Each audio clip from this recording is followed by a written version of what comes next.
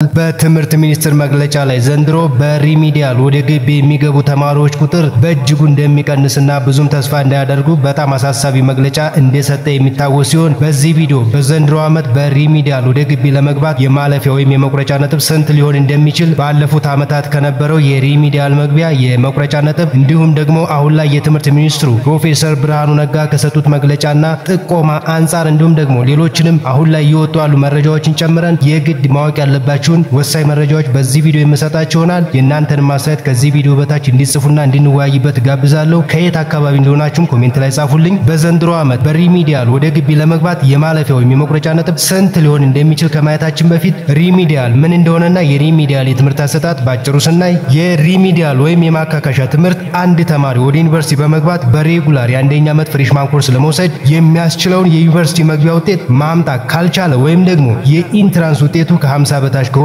ከዚህ በፊት 11ኛ እና 12ኛ ክፍል ወሰዳቸውን የተመረጡ ኮርሶች ብቻ በተወሰኑ ወራቶች ውስጥ እንደ ማካካሻ ተምሮና ተፈትኖ ውጤቱ አሁንም ከግማሽ በላይ ከሆነለት ወደ አንደኛ ዓመት የሚያልፍበት ባለፉት 3 ዓመታት በአዋጅ ስራ ላይ የዋለ የሀገሪቱ የትምህርት ሚኒስቴር መመሪያ ነው። የዩኒቨርሲቲ መግቢያ ውጤት 50% እንዲሆን ተግባራዊ የተደረገው ከ2015 ዓመተ ምህረት ጀምሮ እንደሆነ ይታወቃል። በዚያን ዓመት ማለትም በ2014 ዓመተ ምህረት የትምህርት ዘመን የ12ኛ ክፍል ማጠቃለያ ሀገር አቀፍ ፈተና ወስደው በ2015 ዓመተ ምህረት በሪሚዲያል ፕሮግራም ወደ ዩኒቨርሲቲ ለመግባት የተቀመጠው የመቁረጫ ነጥብ ለወንዶችም ለሴቶችም የኢንትራንስ ውጤታቸው ከ50% በታች ሆኖ ነገር ግን ከ30% በላይ ከሆነ በግል በክፍያ ወይም ደግሞ በመንግስት ወጫቸው ተሸፍኖ ተማሪዎቹ በፈለጉት መንገድ ግቢ ገብተው እንዲማሩ ተፈቅዶላቸው ነበር ማለት ነው። ከዚህ ላይ ግን የግድ ማወቅ ያለባቸው ነገር በመንግስት ሙሉ ወጫቸው ተሸፍኖ በሪሚዲያል በመንግስት ዩኒቨርሲቲዎች ገብተው ለመማር የተፈቀደላቸው ከዚህ ስክሪን ላይ የምታዩትን የመቁረጫ ነጥብ ማምጣት የቻሉ ተማሪዎች ብቻ ነበሩ ማለት ነው። በዚህ ዓመት ማለትም በ2018 ዓመተ ምህረት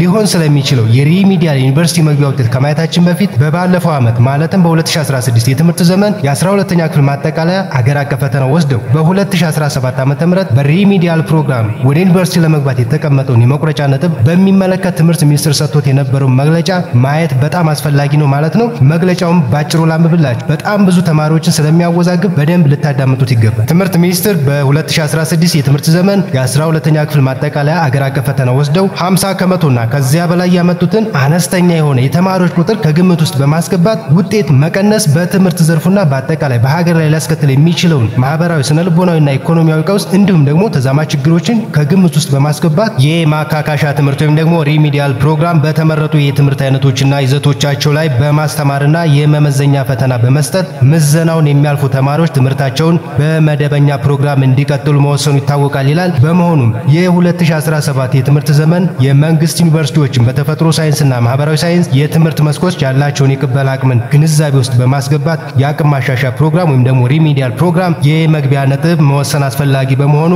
ፈተናውን የወሰዱና ከ50% በታች ያስመዘገቡ ነገር ግን ከዚህ በታች የተዘረዘሩትን የሚያሟሉ ተማሪዎች የሪሚዲያል ፕሮግራም ተጠቃሚዎች ይሆናሉ ይላል ማለት ነው በመግለጫው። አንደኛ፣ በሁሉም አማራጮች በግልና በመንግስት ተቋማት የሪሚዲያል ፕሮግራም ለመከታተል ተማሪዎች እንደተፈተኑት የትምህርት አይነት ብዛት 31% ከመቶና ከዚያ በላይ የተቆረጠ መሆኑን። ሁለተኛ፣ ከላይ በተራ ቁጥር አንድ የተገለጸው እንደተጠበቀ ሆኖ በመንግስት ተቋማት ወይም ወጫቸው በመንግስት ተሸፍኖ የሪሚዲያል ፕሮግራም የሚከታተሉ ተማሪዎች የሚከተሉትን መቁረጫ ነጥቦች ያሟሉ ብቻ ይሆናሉ ሲል መግለጫ አውጥቷል ማለት ነው። እንግዲህ በዚህ መመሪያ መሰረት ማወቅ ያለብን ሁለት አይነት የሪሚዲያል ተማሪዎች አሉ ማለት ነው። የመጀመሪያዎቹ ውጤታቸው ከ50% በታች ሆኖ በመንግስት ዩኒቨርሲቲዎች ተመዝግበው በነፃ እንዲማሩ የሚፈቀድላቸው ናቸው። ሁለተኛዎቹ ደግሞ ውጤታቸው ከ50% በታች ሆኖ ነገር ግን በመንግስት ዩኒቨርሲቲዎች ተመዝግበው በነፃ እንዲማሩ ያልተፈቀደላቸው ተማሪዎች ናቸው። ከዚህ ዓመት በፊት እንዳየነው ሁሉ ለሪሚዲያል መግቢያ ሁለት አይነት ውጤት ነው ማለት ነው የሚለቀቀው። ይሄም በደንብ ለይተን ልናውቅ ይገባል ማለት ነው። ይሄን ቁጥራዊ መረጃውን ስናየው ደግሞ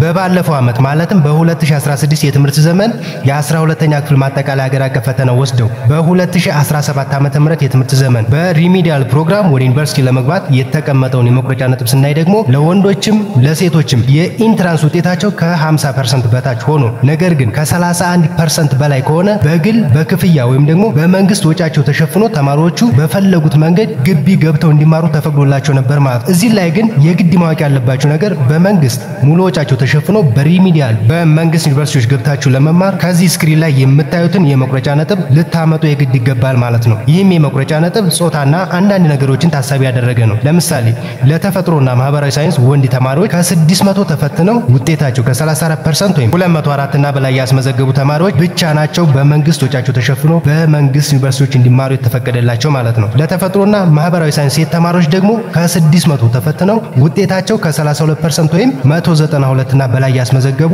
ተማሪዎች ብቻ ናቸው በመንግስት ወጫቸው ተሸፍኖ በመንግስት ዩኒቨርሲቲዎች እንዲማሩ ተፈቅዶላቸው ነበረው ማለት ነው። ከዚህ ሰንጠረዥ ላይ እንደምታዩት እንግዲህ የታዳጊ ክልሎች ለወንዶችና ለአካል ጉዳተኞች ማህበረሰብ የተፈጥሮ ሳይንስ ወንድ ተማሪዎች በመንግስት ወጫቸው ተሸፍኖ በመንግስት ዩኒቨርሲቲዎች እንዲማሩ የተፈቀደላቸው ከ600 ተፈትነው ውጤታቸው 192 እና በላይ ያስመዘገቡ ተማሪዎች ብቻ ናቸው ማለት ነው። ከዚህ ላይ ግን የግድ ማወቅ ያለብን ውጤታቸው ከ31% በላይ ሆኖላቸው ነገር ግን ከነዚህ የመቁረጫ ነጥቦች በታች የሆነባቸው ተማሪዎች ሪሚዲያል ለመማር ብቁ ቢሆኑም ቀጥታ በመንግስት ወጫቸው ተሸፍኖ ግቢ ገብተው እንዲማሩ አልተፈቀደላቸውም ነበር ማለት ነው። እነዚህ ተማሪዎች ግቢዎች በሚያወጡት የክፍያ መስፈርት መሰረት እየከፈሉ እንዲማሩ ግን ተፈቅዶላቸዋል ማለት ነው። በእርግጥ በዚህ የሪሚዲያል አጠቃላይ የትምህርት አሰጣጡና ምዘና ዙሪያ ይሄን ቪዲዮ ሲጨርሱ ሌላ አጭር ቪዲዮ ኮሜንት ላይ ስለማስቀምጥላችሁ ገብታችሁ ማየት የምትችሉ ይሆናል ማለት ነው። ወደ ዘንድሮ 2018 ዓመተ ምህረት የሪሚዲያል መግቢያ ውጤት ስንመጣ ደግሞ ከነዚህ ዓመታት ፍጹም የተለየ የመግቢያ ውጤት እንደሚጠበቅ የትምህርት ሚኒስትሩ ማሳወቁ ይታወሳል። እንግዲህ ፕሮፌሰር ብርሃኑ በሰጡት መግለጫ መሰረት ዘንድሮ በሪሚዲያል ወደ ግቢ የሚገቡ ተማሪዎች ውጤታቸው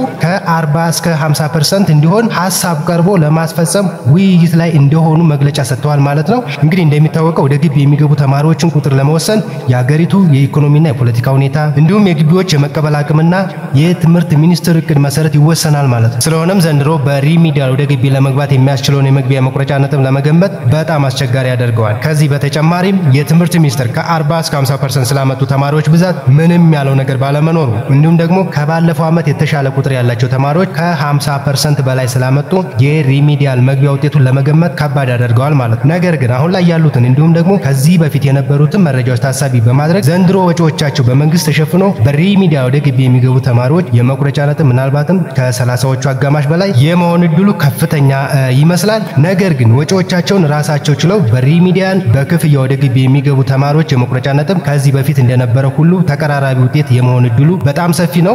ይሁን እንጂ እስካሁን ድረስ የትምህርት ሚኒስቴር የዘንድሮውን የሪሚዲያል መግቢያ የመቁረጫ ነጥቡን በግልጽ አላሳወቀም። እንግዲህ እናንተም ያላችሁን አስተያየት ኮሜንት ላይ ጻፉልን፣ እንወያይበታለን። የትምህርት ሚኒስቴር የሪሚዲያል መግቢያ የመቁረጫ ነጥቡን ሲያሳውቅ በዚሁ ቻናል ላይ የምናሳውቃችሁ ይሆናል። መረጃዎችን ስንቀርብ ኖቲፊኬሽን ደርሳችሁ ይሄን ቪዲዮ ላይክ እና ሰብስክራይብ ማድረግ አትርሱ። ኮሜንት ላይ ደግሞ በጣም ጠቃሚ ቪዲዮ ሊንክ ስለምናስቀምጥ ገብታችሁ እንድትመለከቱት እናሳስባለን።